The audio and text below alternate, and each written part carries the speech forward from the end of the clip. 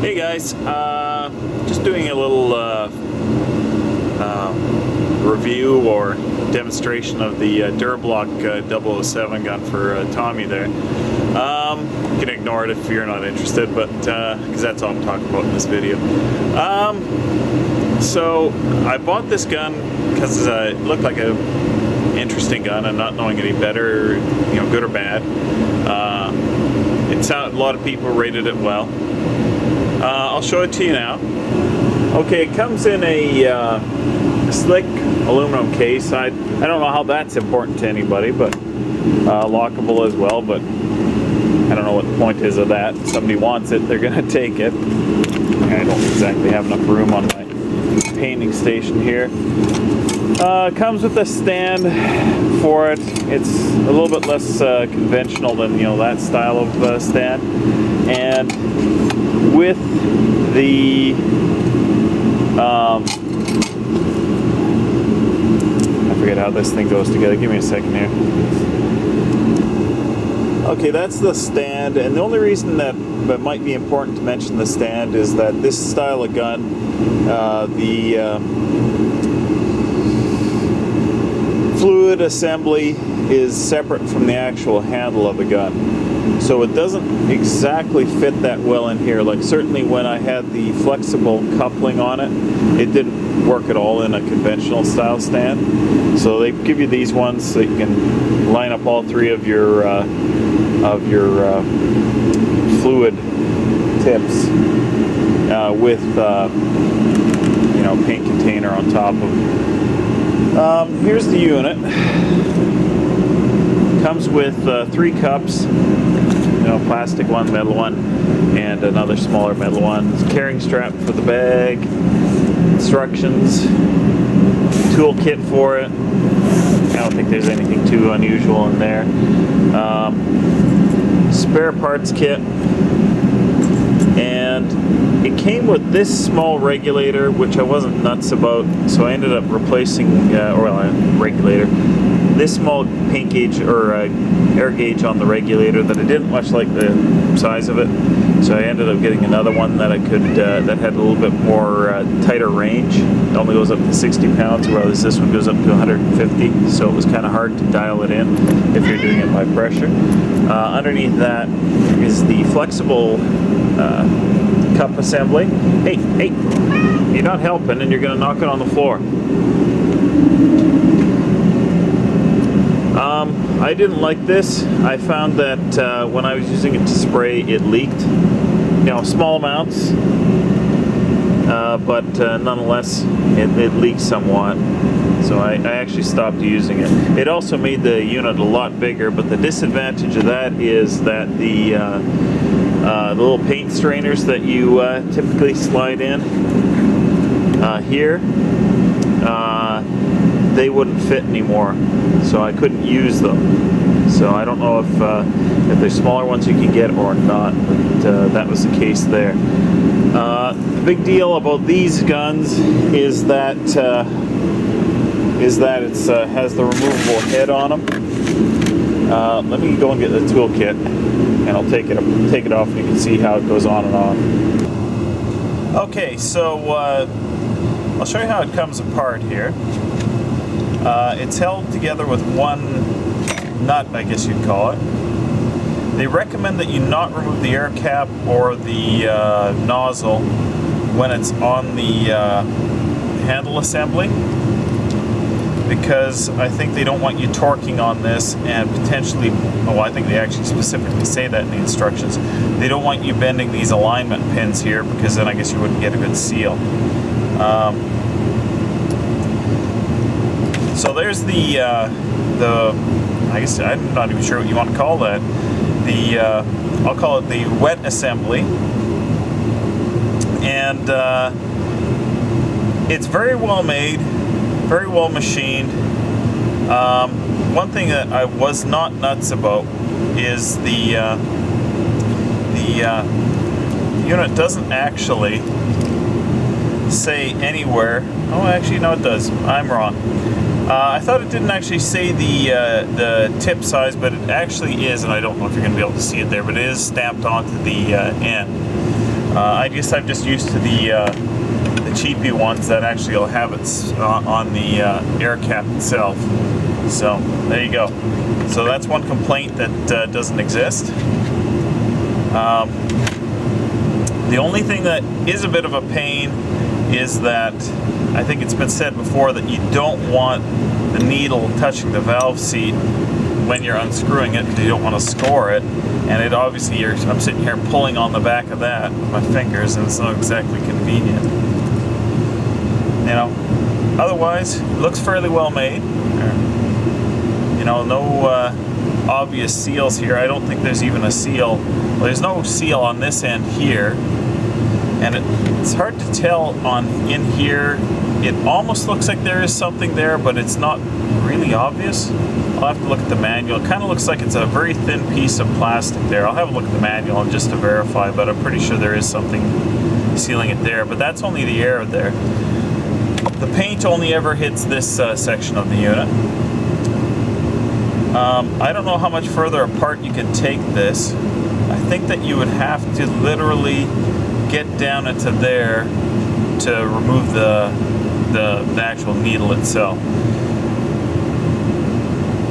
Now the unit itself comes with 3 tips. I don't know if you can choose what tip sizes you get. Mine came with a 1.3, a 1.4, and a 1.7 millimeter tip.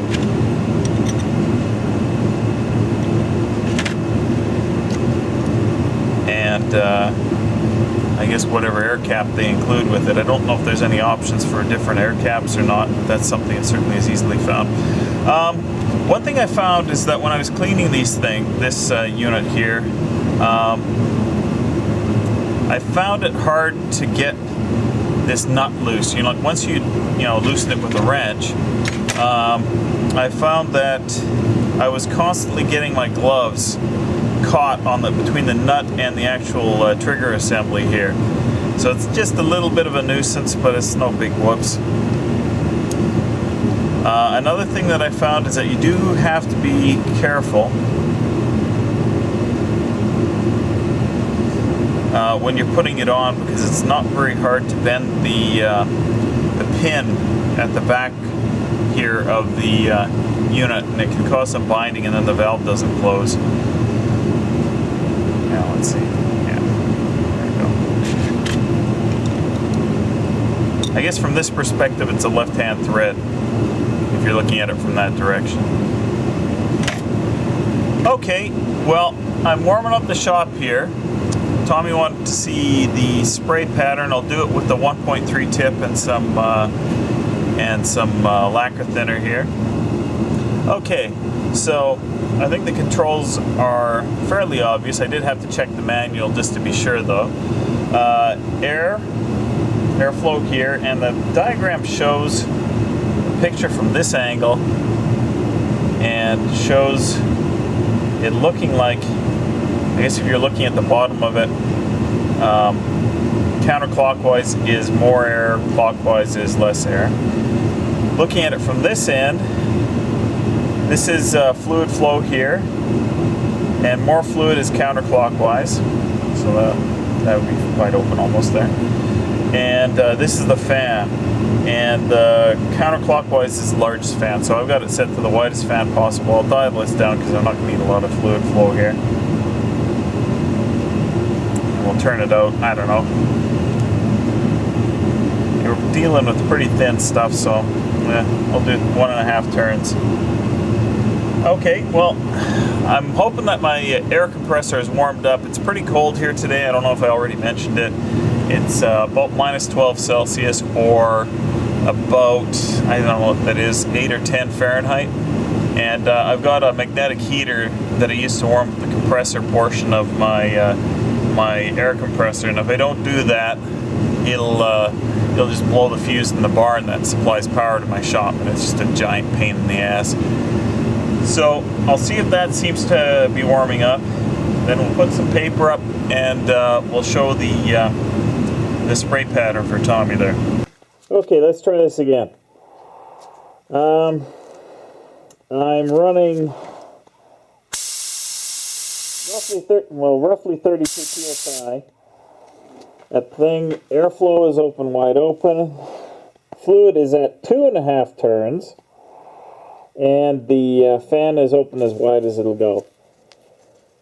Yeah, I can't turn it anymore. Okay, let's give it another try here. But I don't know what that is, about 8 inches.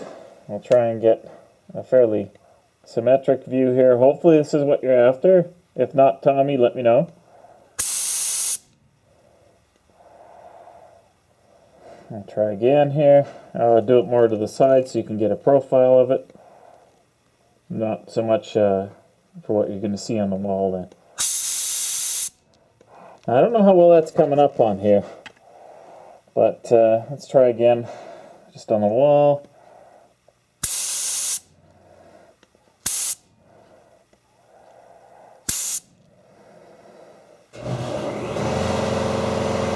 And of course that thing starts up. Okay, let's try this again one more time here. This is with 3.5 turns open.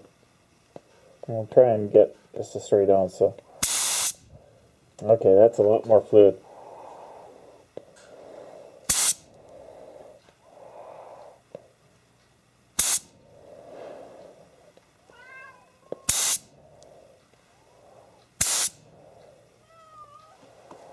Okay, and we'll try and do a side view here. Now we're getting a little bit better fluid flow.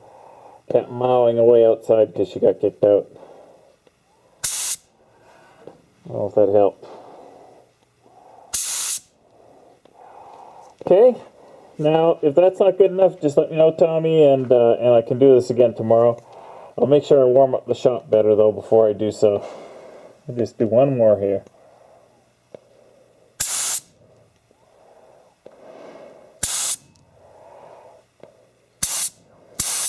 Yeah, probably that actually is a pretty good indication of how I'm holding it here, because I'm getting more at the bottom than at the top. Interesting. Okay, well I hope that helps. I hope I've been holding it at a consistent distance here. Yeah, maybe I should have put a tape measure. Anyways, hope that helps. I gotta let this place air out a little bit, and I'm gonna have to leave the blowtorch off for a little while as well, because obviously I've just been spraying aerosol flammables into the air. Anyways, guys, later.